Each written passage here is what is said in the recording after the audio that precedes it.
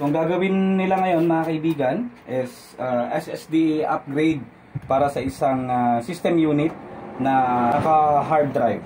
Okay, so single function pwede nating pagsabayin actually ang SSD and hard drive. Pero isa lang muna, ito lang muna ang gagawin ninyo na boot drive. Gagawin nila dito mga kaibigan, papalitan nila to ng SSD from HDD to SSD and lalagyan nila ng operating system. So narito yung bootable device ninyo. I-plug in nyo lang muna. Siyempre naka-turn off dapat muna yan. Palitan nyo muna ng solid state drive. Go. Yan, so palitan.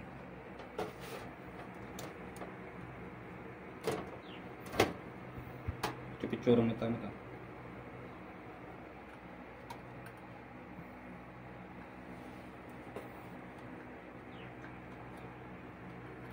So ilagay lang yan. Dalawang connections lang yan. Yung SATA cable. Yan. Very good. So na-disregard lang muna yung drive dyan. Ngayon, ang susunod na gagawin, salpak nyo muna itong bootable device. Metal yan, kaya huwag nyong hahawakan.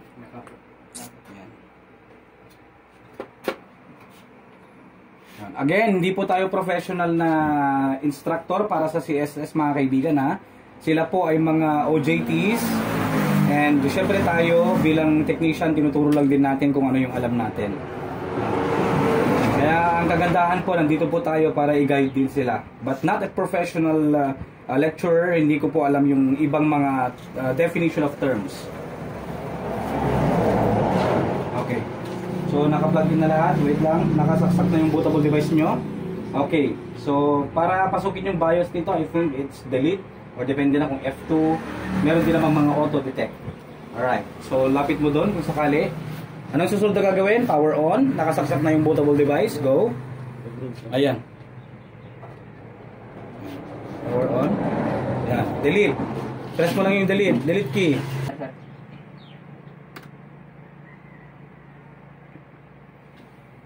Exit mo. First boot, yung quick boot. Nasaan dyan sa first boot? Ano dapat ang mauna? Yung hard disk o yung... Ano dapat ang mauna? Di ba dapat number 1, boot priority number 1 yung ano? Yung bootable device o yung boot drive, yung SSD? Boot drive SSD. Yun ba? Wala pang laman yun. Kakargahan pa lang natin. Bootable. So dapat ang first boot device is yung generic flash drive or yung bootable device niyo. O, nasaan boss? Ano? Generic flash. Ito.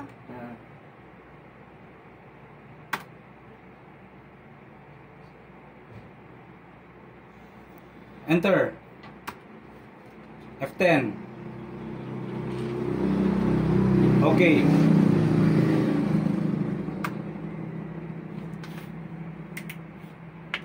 Then, 64-bit yan. So, piliin ng 64-bit. Intercept.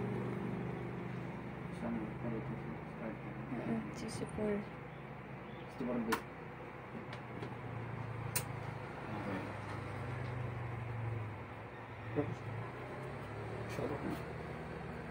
Yan, 64-bit. Hintayin nyo lang na matapos yung pag-loading ng files. Hintayin lang na mag-load yan. Merong mga options dyan, syempre. Yan. Ano gagawin dyan? Sa time and currency format. Sa keyboard or input, anong pipiliin? United States International. Okay.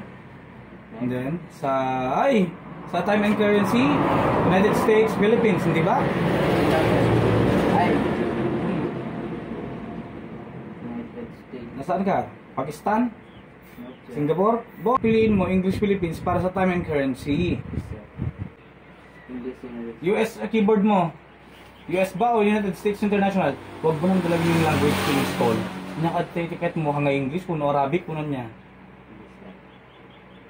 United States International. Tapos next. Install. Hintayin na naman natin yan. For now. I don't have a product key. Next. Anong pipiliin mo? Anong Pro. Windows 10 Pro. Okay, go. Bahala kayo kung anong ilalagay nyo dyan. Depende sa request ni client. Set.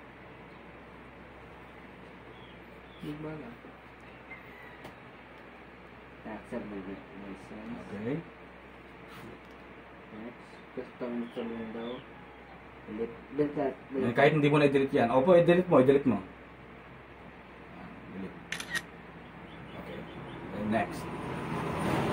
So, ang gagawin na naman dyan, hintayin hanggang sa magpakita yung restarting Windows in 10 seconds.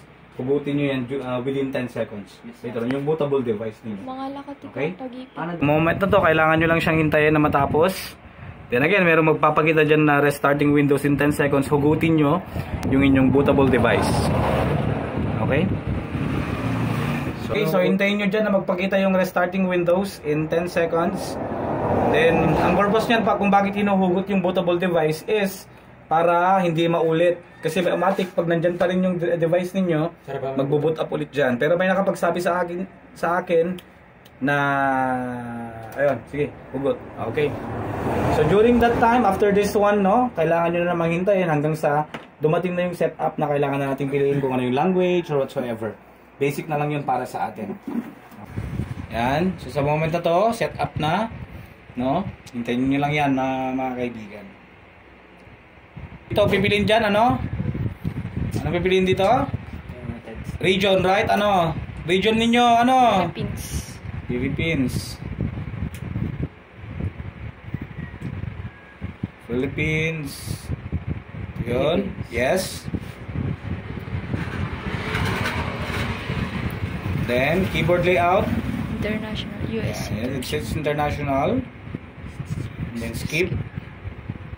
Dito, re-require tayo na i-connect sa internet for updates. I don't have internet. Pero for now, I don't have internet lang muna yung piliin natin. Then continue with limited setup. So, PC.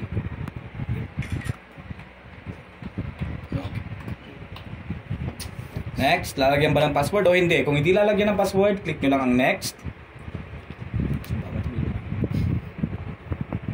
Accept. No. And dito, kailangan na lang natin hintayin. Nandiyan na si hi. And pagkatapos nito, ang susunod na gagawin syempre is ay yung pag-update ng drivers. With that, i-connect natin sa internet.